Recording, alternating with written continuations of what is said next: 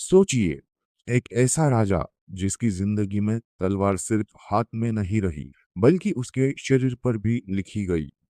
एक आंख चली जाती है, एक हाथ चला जाता है, पैर ऐसा घायल हुआ कि जिंदगी भर लंगड़ा कर चलना पड़ा, और शरीर पर तलवार और भालों के इतने घाव थे कि उनकी संख्या करीब करीब 80 तक बताई गई। लेकिन कहानी यही खत्म नहीं होती, क्योंकि इन घाव के बाद भी वही आदमी हजारों सैनिकों के सामने घोड़े पर बैठकर युद्ध लड़ता रहा।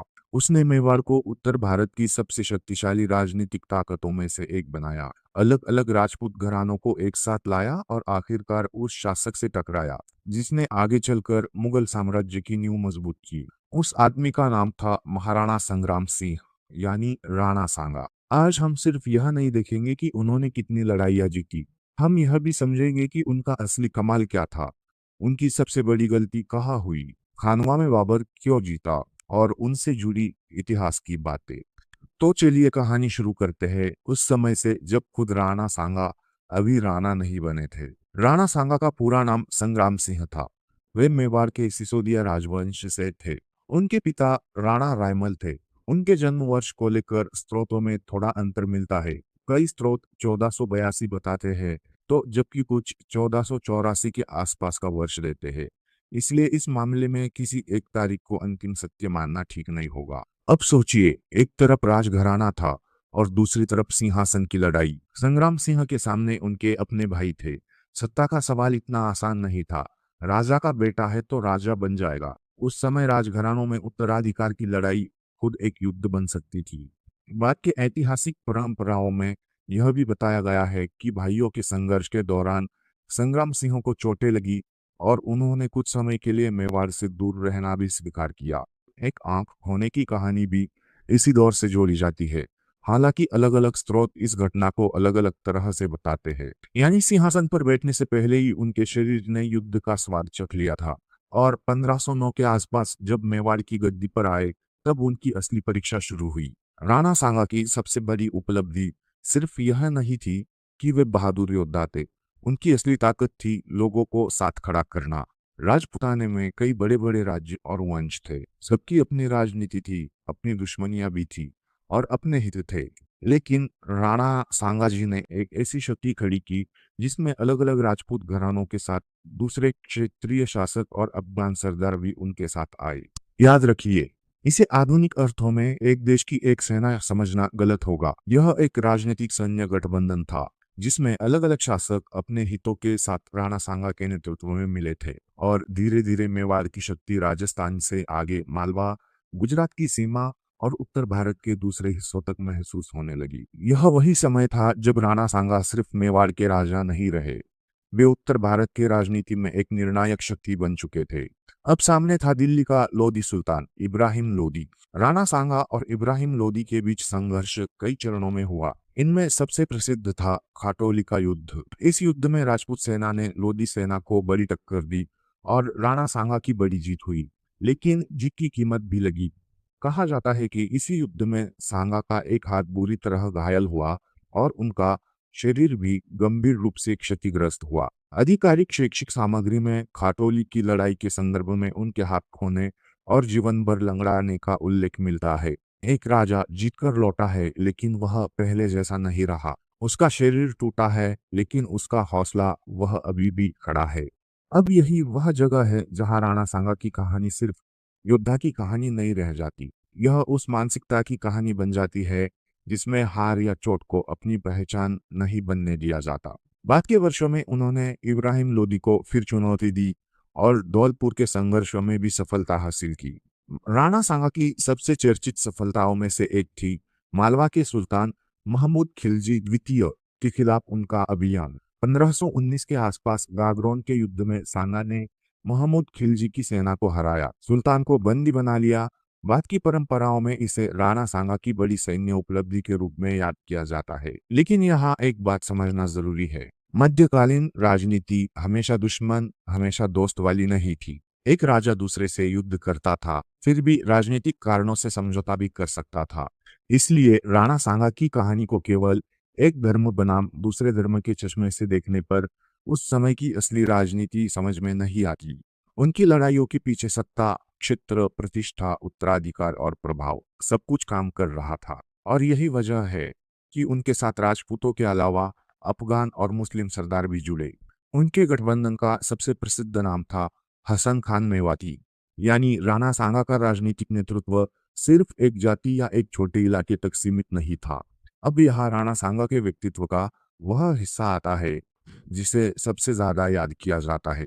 राजपूत संस्कृति में शौर्य, स्वाभिमान, वचन, युद्ध में प्रतिष्ठा और अपने स्वामी के प्रति निष्ठा जैसे गुणों को बहुत महत्व दिया जाता था। और राणा सांगा को बाद की राजस्थानी वीरगाथाओं ने इन्हीं गुणों के आदर्श के रूप में देखा। उन्हें हिंदू पथ जैसे सम्मान सूचक संबोधनों से भी जोड़ा गया। उन्हें राजपूत शौर्य की ऊंची मिसाल के रूप में प्रस्तुत किया गया। अब कहानी उस मोड़ पर आती है जहां उत्तर भारत का पूरा शक्ति संतुलन बदलने वाला था। 1526 में बाबर ने पानीपत की पहली लड़ाई में इब्राहिम लोदी को हरा दिया और इसके बाद एक नया सवाल खड़ा हुआ। राणा सांगा के सामने यह भी सवाल था, अब दिल्ली और आगरा में बैठा यह नया शासक सिर्फ यहाँ तक रहेगा या आगे बढ़ेगा। बाबर के आने से पहले राणा सांगा उत्तर भारत में एक बड़ी शक्ति बन चुके थे, लेकिन बाबर एक साधारण प्रतिद्वंदी नहीं था। उसके पास मध्य एशियाई सैन्य अनुभव के साथ आधुनिक बारूद आधारित हथियारों और तोपों के इस्तेमाल का भी अनुभव था। इसी बीच एक विवाद आज भी चर्चा में रहता है, क्या राणा सांगा ने बाबर को भारत में आने के लिए बुलाया था? आइए देखते हैं। इस पर सीधा जवाब देना आसान नहीं है। बाबर की अपनी आत्मकथा बाबरनामा में वह लिखता है कि राणा सांगा की ओर से एक दूत आया था और एक योजना पर बात हुई थी जिसमें दोनों तरफ से इब्राहिम लोदी के विरुद्ध कार्रवाई की बात की थी। आधुनिक इतिहासकार इस दावे को लेकर बहस करते हैं कि इसका अर्थ बाबर को भारत पर आक्रमण के लिए बुलाना था या तत्कालीन राजनीतिक परिस्थिति में एक सीमित सैन्य समझौता था। इसीलिए वीडियो में यह कहना कि राणा सांगा ने बाबर को भारत बुलाकर देश से गद्दारी की, यह इतिहास को बहुत ज्यादा सरल बना देना होगा।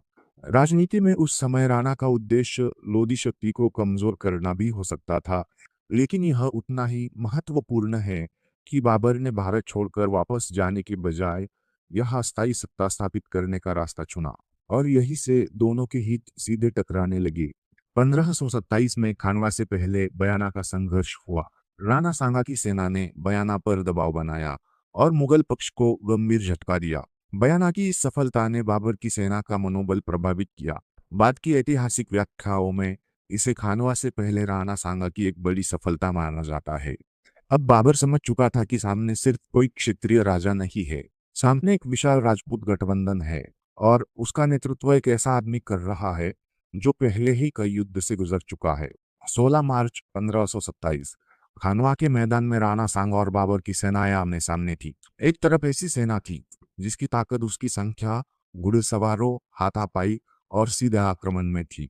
दूसरी तरफ बाबर था, तोपों, बंदूकधारियों और संगठित फील्ड टैक्टिक्स के साथ। यहाँ राणा सांगा की बहादुरी पर कोई शक नहीं था। राजपूत सेना ने बार बार प्रहार किए, लेकिन युद्ध केवल बहादुरी से नहीं जीते जाते। बाबर ने बैलगाड़ियों और रक्षात्मक व्यवस्थाओं की मदद से अपनी तोपों तथा बंदूकधारियों को सुरक्षित रखा और घुड़सवारों की चालों का उपयोग किया। राजपूत सेना को बार बार ऐसे मोर्चों का सामना करना पड़ा जहां सीधे घुड़सवार आक्रमण का प्रभाव कम हो गया और यही शायद इस युद्ध का सबसे बड़ा सबक था।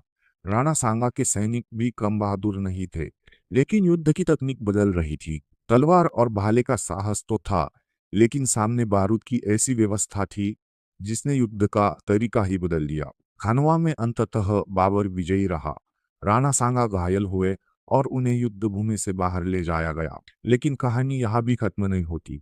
हार के बाद भी हार नहीं मानी। राणा सांगा ने हार के बाद फिर बाबर से युद्ध करने का निश्चय किया। यह वही हिस्सा है जहां उनकी जिंदगी फिर एक किंवदंती बन जाती है। कहा जाता है कि उन्होंने संकल्प लिया कि वे तब तक चित्तौड़ नहीं लौटेंगे जब तक वह बाबर को पराजित न कर दे, और इसी संकल्प के साथ उन्होंने अपने अगले संघर्ष की तैयारी शुरू की। उनकी मृत्यु को लेकर भी एक प्रसिद्ध मत है कि वे बाबर से दोबारा युद्ध की तैयारी कर रहे थे और कुछ सरदार आगे की लड़ाई नहीं चाहते थे। इन लोगों ने उन्हें विष दे दिया कुछ विश्वविद्यालयी इतिहास सामग्री में भी उनके अपने सरदारों द्वारा विष दिए जाने का उल्लेख मिलता है, लेकिन यह बात समकालीन स्रोतों से उतनी साफ तरह सिद्ध नहीं होती जितनी लोकप्रिय कथा में दिखाई जाती है। इतना जरूर माना जाता है कि राणा सांगा की मृत्यु 1528 के कालपी के क्षेत्र में हुई और उसके बाद मेवाड़ की राजनीतिक दिशा बदल गई। उनकी मृत्यु की सटीक तारीख को लेकर भी स्रोतों में मतभेद मिलते हैं। तो राणा सांगा की सबसे बड़ी ताकत क्या थी? क्या उनकी सबसे बड़ी ताकत उनकी तलवार थी या फिर उनकी सेना? शायद यह दोनों भी नहीं। उनकी असली ताकत थी लोगों को नेतृत्व देने की क्षमता। उन्होंने उस दौर में राजपूत शक्तियों को एक बड़े गठबंधन में बदलने की कोशिश की थी जब उनके बीच प्रतिस्पर्धा चल रही थी। उन्होंने कई शक्तिशाली सुल्तानों से संघर्ष किया। उन्होंने गंभीर चोटों के बाद भी युद्ध करना जारी रखा और उन्होंने यह साबित किया कि किसी राजा की ताकत सिर्फ उसके स्वस्थ शरीर से नहीं मापी जाती। कभी कभी एक घायल शरीर भी पूरी पीढ़ी का साहस बन जाता है।